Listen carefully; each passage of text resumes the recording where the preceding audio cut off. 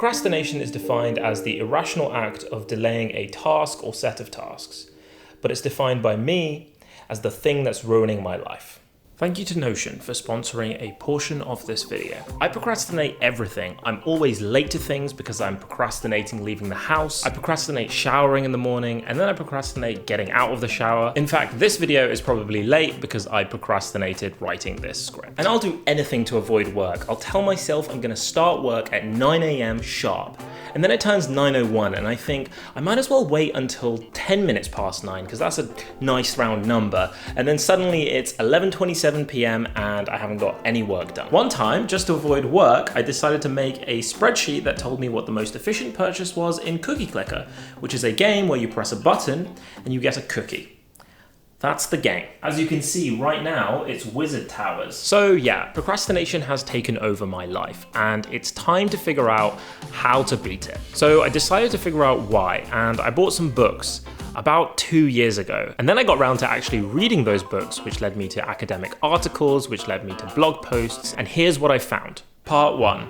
Why procrastination is bad. I generally think that people know why procrastination is bad. You put off things that are genuinely important to you, like texting your mum or reading a book that you've been interested in, and also things that you aren't as interested in, like texting your mum or reading a less interesting book. Maybe you've had to cram for an exam because you didn't pace out your studying properly, or at work you've put off preparing for emails? I don't know.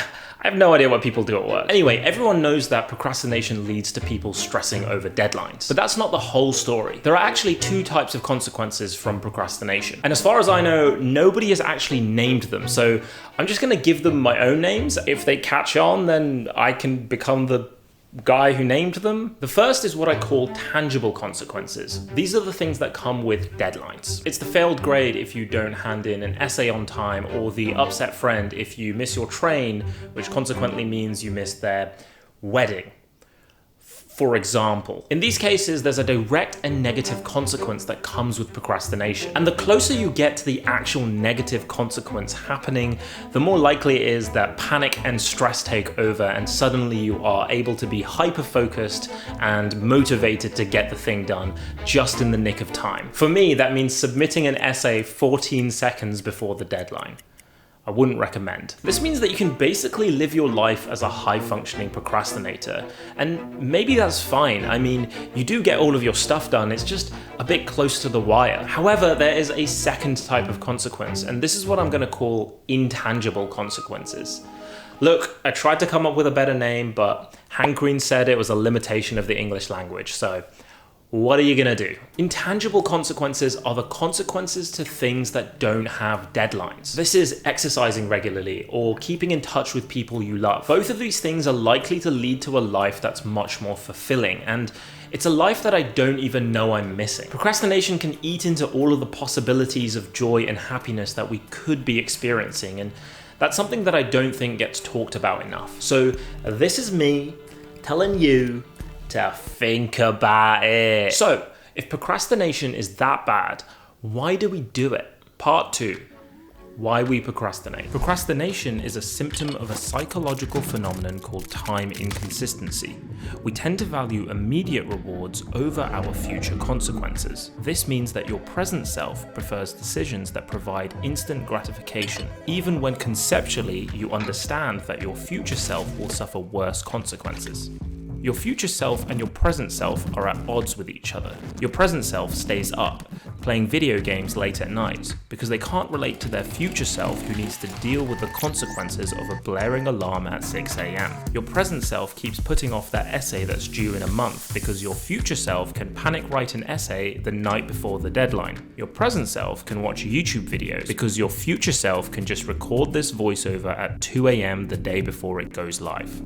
Part 3. How to stop procrastinating. So I've developed what I'm calling Taha's 5 easy steps to defeating procrastination, based on other people's research, writing, and experimentation that I'm now summarizing. Sources are always in the description. And one of the tools that I've used to defeat procrastination is Notion, who are kindly sponsoring this video. And personally, that's very exciting because Notion is an app that I use every single day. And I used Notion to build a to-do list system that incorporated the tips that I learned while researching this video, like the 2-minute rule, which you will learn about later in the video. And that's the reason why I love Notion. It's easy to use, but it's also flexible. I find that whenever I use a note-taking or to-do list app or any sort of organizational tool, after a few weeks, I find that the inflexibility means that it's really hard to continue using it. But that is completely different in Notion. It's as simple or complicated as you want it to be. It's a to-do list app, a note-taking app, a project management app, and everything in between. To me, it's the all-in-one, everything you need productivity tool. And best of all, it is free for personal use. I used it all the way through university and I'm still using it right now. In fact, Melissa, Sabrina, and I use Notion every day to run Answer and Progress. And I use it to run my whole life. It helps me stay organized, run meetings effectively, and keep track of videos that I want to make in the future. It's also my favorite app and I'll tell anyone about it who will listen.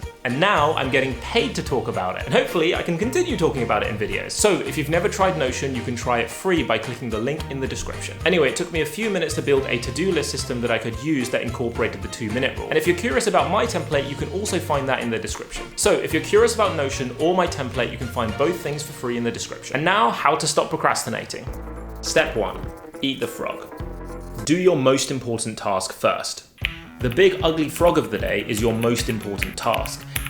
Getting it done early in the day when you have the energy will give you the momentum to propel you forward for the rest of the day. You'll be crushing it in no time. I started this process a couple days ago and I'm already seeing productivity gains. I can do almost double what I was doing before. My skin is clearer, I'm no longer stressed, and I'm getting loads of likes on Twitter. The only issue is I'm lying.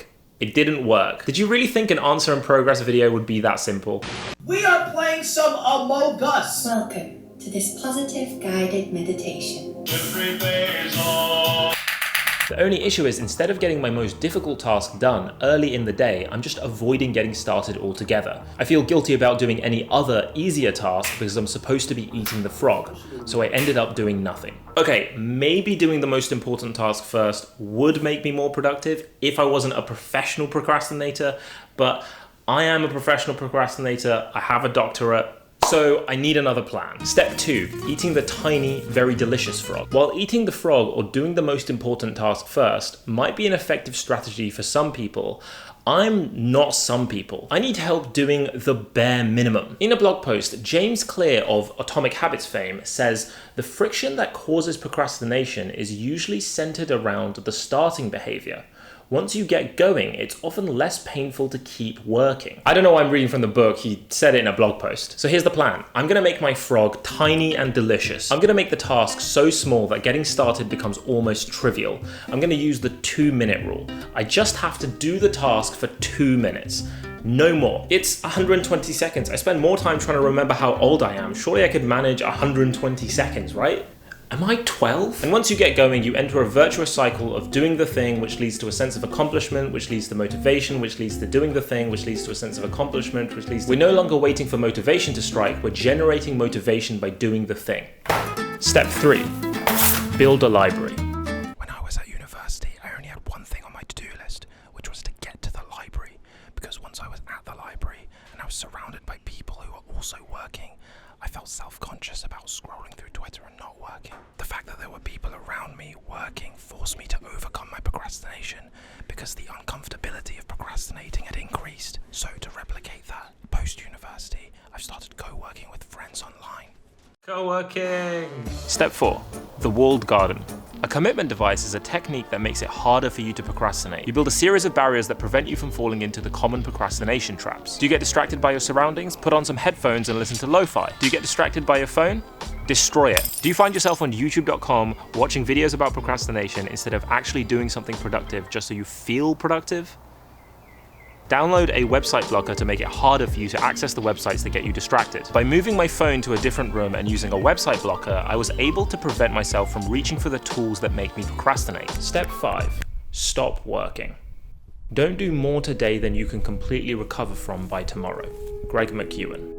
I found that procrastination meant I spent more time at my desk, spending hours trying to get to work, and a small amount of time in the evening frantically cramming the work from the day, and no time resting or relaxing, or doing any of the stuff that you're supposed to do. I started procrastinating my sleep to try and claw back some of the hours that I would have spent relaxing, in the early hours of the AM, which just meant I was tired, unmotivated, and miserable the next day. And then the cycle would continue. And then I stopped working. I had a hard cutoff at 6 p.m, and I would just stop work. And this had two effects. The first one was I stopped procrastinating. I felt a sense of pressure to get my work done before 6 p.m, because I knew afterwards I wouldn't work anymore. The second effect was a sense of relief. I knew I wouldn't punish myself by working in the evenings to try and cram all of the work that I should have done in the day. I ended up happier, healthier, and ultimately more productive. Sometimes working isn't about brute forcing all the tasks that you have to do in the day. Sometimes it's about pacing yourself, getting rest, and eating those tiny, delicious frogs.